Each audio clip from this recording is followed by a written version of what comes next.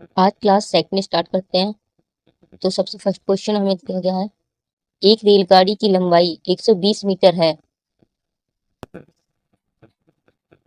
लंबाई यानी एल की 120 मीटर है। यदि गाड़ी की चाल 60 किलोमीटर प्रति घंटा हो तो 180 मीटर लंबे प्लेटफॉर्म को पार करने में उसे कितना समय लगेगा। 180 मीटर लंबे प्लेटफॉर्म और इसमें हमें टाइम ज्ञात करना है। ठीक, तो हमारा फॉर्मूला होता है चाल बराबर प्लेटफॉर्म की लंबाई प्लस ट्रेन की लंबाई बटे समय। तो ट्रेन की लंबाई 120 प्लस प्लेटफॉर्म की लंबाई 180, समय हमें ज्ञात करना है चाल 60। ये हमारे किलोमीटर में दिए, तो इसको मीटर में चेंज करने के लिए 5/18 से गुणा कर लेंगे। अब इसको हम सॉल्व करेंगे तो हमारा आएगा, इन दोनों की तिरछी गुणा कर लेंगे। ठीक, तो टी बराबर हम लिख सकते हैं 300 गुणा 18 बटे 60 गुणा 5। तो ये मेरा सॉल्व करके आ जाएगा 18 सेकेंड। ओके, ये मेरा राइट आंसर। अगेन मैं समझाती हूँ आपको एक बार और। एक रेलगाड़ी की लंबाई 120 मीटर है। गाड़ी की लंबाई 120 मीटर है और इसमें जो हमें चाल दी गई है वो 60 किलोमीटर प्रति घंटा दी गई है और इसमें प्लेटफॉर्म की लंबाई 180 मीटर है। तो हमें समय को ज्ञात करना है। तो चाल बराबर हमारा होता है प्लेटफॉर्म की लंबाई प्लस ट्रेन की लंबाई बटे समय। चाल हमारी 60 दी गई थी, किलोमीटर में दी गई है, तो इसको हम मीटर प्रति सेकंड में चेंज कर लेंगे, 5/18 से गुणा कर देंगे। इसमें हमें दी गई है प्लेटफॉर्म की लंबाई 180 और ट्रेन की लंबाई 120, दोनों को ऐड कर देंगे तो मेरा 300 आ जाएगा। 18 को हम ऊपर ले जाएंगे, 60 और 5 को नीचे की साइड। तो जब इसको हम सॉल्व करेंगे तो मेरा यहाँ 18 सेकेंड आ जाएगा। अब नेक्स्ट क्वेश्चन देखते हैं। 40 किलोमीटर प्रति घंटा तथा 50 किलोमीटर प्रति घंटा से विपरीत दिशाओं में चलती हुई दो रेलगाड़ियां एक दूसरे को 20 सेकंड में पार कर जाती हैं। यदि उनमें से एक की लंबाई 380 मीटर हो तो दूसरे की लंबाई ज्ञात। एक को हम ट्रेन ए मान लेते हैं और एक को हम ट्रेन बी मान लेते हैं। ओके, तो हम यहाँ देख लेते हैं। ट्रेन ए की चाल 40 किलोमीटर प्रति घंटा, ट्रेन बी की चाल 50 किलोमीटर प्रति घंटा विपरीत दिशा में आ रही है। यानी विपरीत दिशा में जब आती है तो हमारी चालें होती हैं वो जुड़ जाती हैं और जब अपोजिट डायरेक्शन में जाती हैं तो वो हमारी चालें घट जाती हैं। नेक्स्ट लाइन में दिया गया है एक दूसरे को 20 सेकंड में पार कर जाती है, यानी टी बराबर 20 सेकंड। उनमें से एक की लंबाई, यानी हम किसी एक की लंबाई मान लेते हैं, यानी कि एल ए की मान लेते, लंबाई 380 मीटर दी है, तो दूसरे की लंबाई ज्ञात कीजिए, यानी एल बी को हमें ज्ञात करना है। तो मेरा फॉर्मूला होता है ट्रेन ए की चाल प्लस ट्रेन बी की चाल बराबर प्लेटफॉर्म ट्रेन ए की लंबाई प्लस ट्रेन बी की लंबाई बटे समय। ट्रेन ए की चाल मेरी दी है 40 प्लस ट्रेन बी की मुझे दी है 50 बराबर प्लेटफॉर्म ट्रेन ए की लंबाई दी है 380, बी की हमें ज्ञात करनी है, समय हमें दिया है 20 सेकेंड। क्वेश्चन में हमें ट्रेन ए की चाल 40 किलोमीटर, ट्रेन बी की चाल हमें 50 किलोमीटर दी गई है और 20 सेकंड में एक दूसरे को पार कर जाती है। तो ट्रेन ए की लंबाई 380 मीटर है, तो ट्रेन बी की लंबाई ज्ञात कीजिए। तो हमारा फॉर्मूला होता है दोनों की स्पीड बराबर दूरी बटे समय, यानी लेंथ बराबर समय। तो ट्रेन ए की चाल हमें दी है 40, ट्रेन बी की चाल दी है हमें 50 और ट्रेन ए की लंबाई 380 प्लस ट्रेन बी की लंबाई हमें ज्ञात करनी है, समय हमें दिया है 20 सेकंड। ये हमारा किलोमीटर में दिया है, तो इसको हम दोनों को ऐड करके मीटर प्रति सेकंड में चेंज कर लेते हैं। तो हम 5/18 से गुणा कर देंगे बराबर 380 प्लस,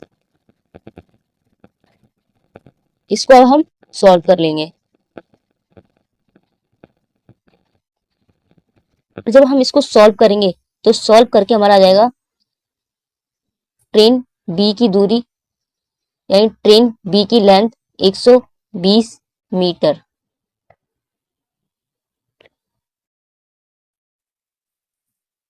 नेक्स्ट क्वेश्चन देख लेते हैं। एक ट्रेन की लंबाई तथा एक प्लेटफॉर्म की लंबाई समान है, यानी कि हमारा एल टी बराबर एल पी दिया है। ठीक है, लंबाई समान है।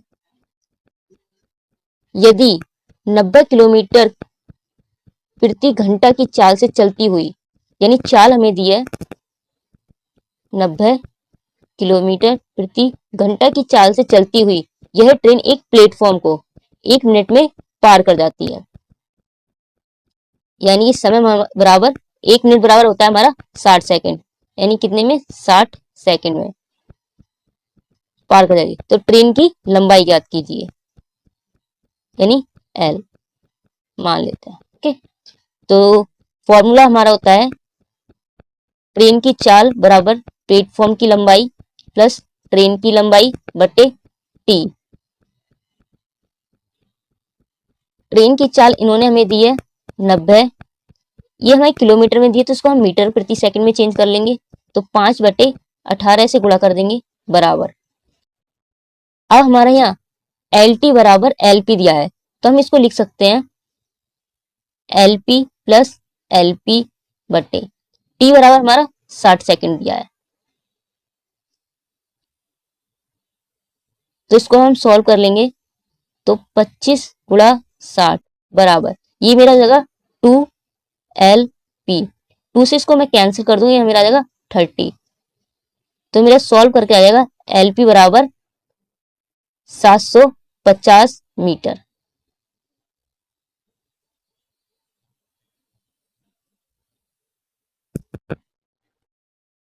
नेक्स्ट क्वेश्चन देखते हैं। 150 मीटर और 130 मीटर लंबी दो ट्रेनें एक दूसरे की विपरीत दिशा में चलती हुई 7.2 सेकंड में एक दूसरे को पार कर लेती हैं। दोनों ट्रेनों की गतियों का योग प्रति घंटे कितना होगा?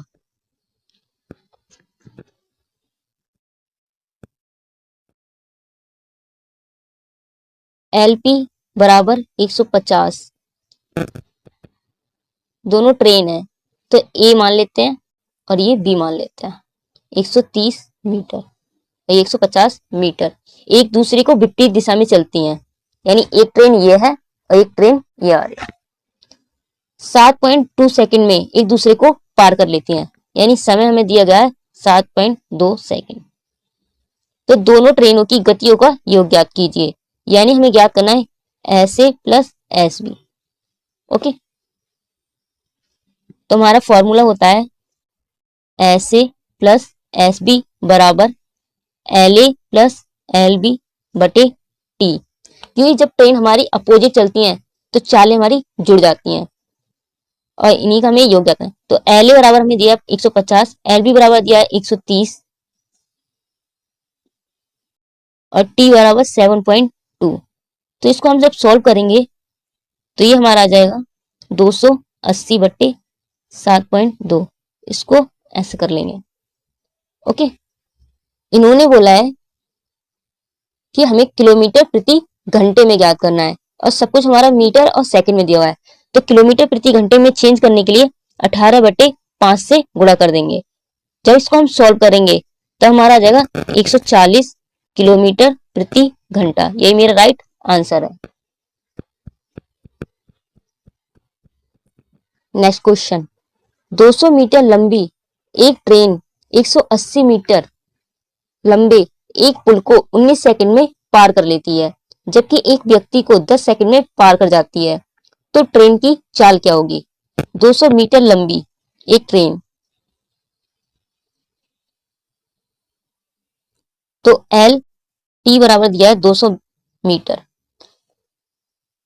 एक ट्रेन 180 मीटर लंबे पुल, यानी एल पी बराबर में दिया गया है 180 मीटर 19 सेकंड में पार कर जाती है, यानी समय बराबर में दिया है 19 सेकंड, जबकि एक व्यक्ति को 10 सेकंड में पार करती है प्लेटफॉर्म। तो हम यहाँ टी पी लिख लेते हैं। ओके, एक व्यक्ति को 10 सेकंड में पार करती है, तो व्यक्ति के लिए हम व्यक्ति को हम टी से मान लेते हैं 10 सेकंड में, ठीक है। तो ट्रेन की चाल ज्ञात कीजिए, यानी कि हमें दिया है एस, टी ज्ञात करना। व्यक्ति की कंडीशन में हमारा फॉर्मूला क्या होता है? व्यक्ति की कंडीशन में के केस में हमारा फॉर्मूला होता है एस बराबर व्यक्ति की चाल, यानी कि हम मान लेते हैं एल, ठीक है, बटे समय। और जब बात करें पुल के केस में, पुल के केस में तब हमारा होता है एस बराबर व्यक्ति के लिए हम यहाँ ए मान लेते हैं, तो यहाँ एल ए कर लेते हैं, इसको मैं ए कर देते हैं, ओके। सर ये तो मेरी प्लेटफॉर्म की, ठीक है। तो पुल के केस में मेरा क्या होता है? पुल के केस में हम पुल की भी लेंथ लेते हैं, यानी एल ए प्लस और ट्रेन की भी लंबाई लेते हैं। यानी पुल के केस में या प्लेटफॉर्म के केस में हम उस प्लेटफॉर्म की भी लंबाई लेते हैं प्लस ट्रेन की भी लंबाई लेते हैं, बटे समय होता है। तो आप देख सकते हैं जो हमारी चालें हैं दोनों की बराबर होंगी, ठीक है। तो हम इन दोनों को बराबर कर लेंगे, तो मेरा यहाँ आ जाएगा व्यक्ति के केस में जो हमारी चाल होती है वो हमारी होती है एस टी बराबर एल टी बटे टी, यानी कि यानी ट्रेन की चाल बराबर ट्रेन की लंबाई बटे समय, क्योंकि व्यक्ति की कोई भी लंबाई नहीं होती है हमारी, अगर हम इसके ट्रेन के रिस्पेक्ट में देखें तो। अब पुल के केस में हम बात करें तो हमारी होती है पुल की चाल यानी ट्रेन की चाल बराबर पुल की लंबाई प्लस ट्रेन की लंबाई बटे समय। अब दोनों की चालें हमारी बराबर हैं, तो मैंने दोनों की चालों को बराबर कर लिया। तो एल टी बराबर मेरा दिया हुआ है 200, समय बराबर मेरा व्यक्ति के केस में मेरा समय दिया हुआ है 10 सेकंड, तो मैं 10 लिख लेती हूँ। क्वेश्चन में बोला गया जबकि एक व्यक्ति को 10 सेकंड में पार करती है, तो व्यक्ति का हमारा कितना दिया है 10 सेकंड बराबर, यहाँ में दिया है 180 प्लस 200, और ट्रेन के केस में हमें दिया हुआ है 19। अब इसको हम सॉल्व कर लेंगे, तो मेरा यहाँ आ जाएगा 20 मीटर प्रति सेकंड बराबर 20 मीटर प्रति सेकंड, यानी दोनों हमारी जो चालें आई हैं बराबर आई हैं, बट मुझे ऑप्शन में किलोमीटर में देना है, तो मैं इसको चेंज कर लेती हूँ। 20 गुणा मीटर प्रति सेकंड को किलोमीटर प्रति घंटे में चेंज करने के लिए 18/5 से गुणा करते हैं। तो जब इसको हम सॉल्व करेंगे तो ये हमारा आ जाएगा 72 किलोमीटर प्रति घंटे, ये मेरा राइट आंसर है। नेक्स्ट क्वेश्चन, एक रेलगाड़ी एक खंबे को 15 सेकंड में तथा 100 मीटर लंबे प्लेटफॉर्म को 25 सेकंड में पार कर जाती है, तो रेलगाड़ी की लंबाई क्या होगी? एक रेलगाड़ी एक खंबे के लिए हम ए ले लेते हैं, यानी टी ए बराबर 15 सेकंड, तथा 100 मीटर लंबे प्लेटफॉर्म को, कितने 100 मीटर लंबे प्लेटफॉर्म को, यानी प्लेटफॉर्म की लंबाई हमें दी है एल पी बराबर 100 मीटर लंबे प्लेटफॉर्म को 25 सेकंड में पार कर जाती है, यानी एल पी बराबर हमें दिया है 25 सेकंड पार कर जाती है, तो रेलगाड़ी की लंबाई याद कीजिए, यानी एल ए याद करना है।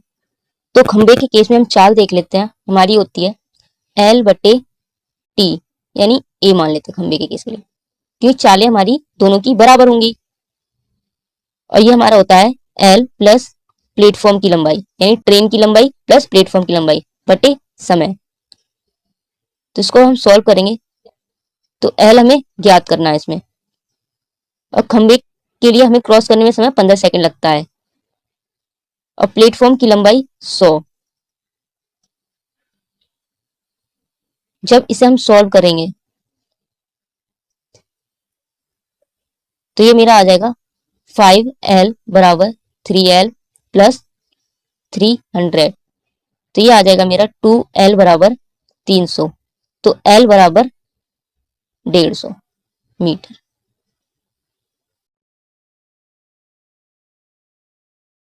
अब नेक्स्ट क्वेश्चन देख लेते हैं।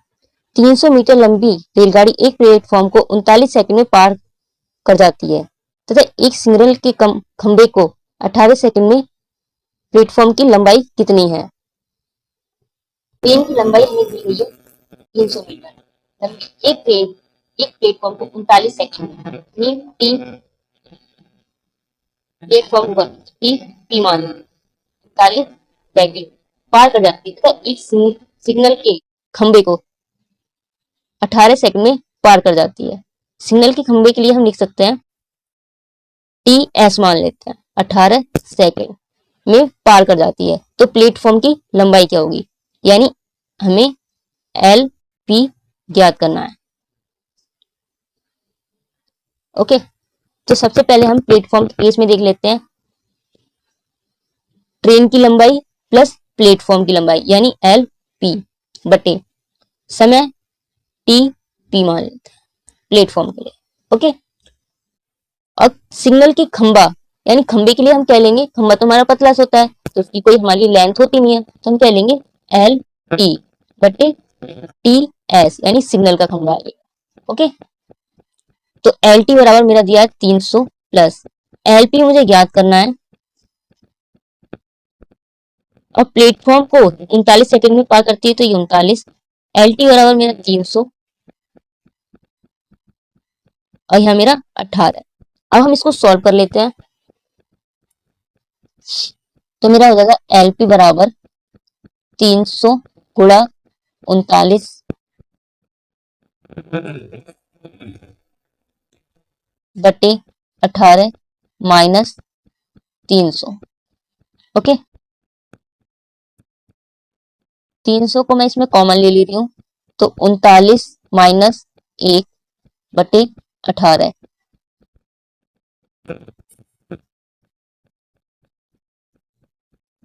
तो 300 बटे 18 गुणा, जब इसको हम सॉल्व करेंगे तो 300 बटे 18 को हम कॉमन ले लेंगे, तो यहाँ मेरा बचेगा 39 माइनस 18, और जब हम इसको सॉल्व करेंगे तो मेरा आएगा यहाँ 21, यानी हम इसको 3 से कट कर सकते हैं, 3 सत्ते 21, 3 छक 18, और 6 से मैं इसको कट करूंगी तो मेरा सॉल्व करके आएगा 350 मीटर। तो मेरा एलपी की लेंथ आ गई मेरी 350 मीटर। नेक्स्ट क्वेश्चन, दो वाहनों की चाल का अनुपात 7:8 है। यदि दूसरा वाहन 5 घंटे में 400 किलोमीटर की दूरी तय करता है, तो पहले वाहन की चाल ज्ञात कीजिए। ए और बी का मुझे रेशो दिया है इसमें, ए रेशो बी 7:8 इन्होंने बोला है, यानी बी यानी दूसरा वाहन 5 घंटे में 400 किलोमीटर की दूरी तय करता है, यानी मैं बी बराबर लिख सकती हूँ 400 बटे 5। ठीक, अगर मैं इससे 5 से इसको कट कर दूंगी, 5 से इसको मैं कट कर दूंगी, तो मेरी इसकी चाल लिख कर आएगी 80 किलोमीटर प्रति घंटा। अगर हम बात करें 80 की, तो ये बी हमारा 80 किलोमीटर प्रति घंटा दिया है, तो ये 8 का कितने गुना है, 10 गुना। कितने, 10 गुना। ओके, तो अगर हम ऐसी ही बात करें तो 7 की चाल कितनी होगी, यानी ए की चाल कितनी हो जाएगी, ये हमारी 10 गुना, यानी 70 किलोमीटर प्रति घंटा। तो ए की चाल बराबर 70 किलोमीटर प्रति घंटा। ये मुझसे क्वेश्चन में पूछा गया था। अब नेक्स्ट क्वेश्चन देख लेते हैं, दो ट्रेनों की गति के बीच का अनुपात 5:7 है। यदि पहली ट्रेन 3 घंटे में 300 किलोमीटर की दूरी तय करती है, तो दूसरी ट्रेन की गति किलोमीटर प्रति घंटा में ज्ञात कीजिए। तो ए रेशो बी बराबर मुझे दिया है 5:7। अगर मैं बी की चाल ज्ञात करूं, तो बी बराबर 300 बटे 3, तो ये मेरा सॉल्व करके आ जाएगा 100। सॉरी, ये ट्रेन ए के लिए दिया है, तो ट्रेन ए की मेरी क्या आ जाएगी 100 किलोमीटर प्रति घंटा। यदि तो हमारी 5 की वैल्यू यानी 5 की वैल्यू हमारी 100 के बराबर है, तो एक की वैल्यू हमारी कितनी है 20, यानी कि ये 20 गुना है। ठीक, तो ये भी हमारा कितना हो जाएगा 20 गुना। तो इसकी इससे हम मल्टीप्लाई करें तो हमारा कितना आएगा 140 किलोमीटर प्रति घंटा। ये मेरा राइट आंसर है।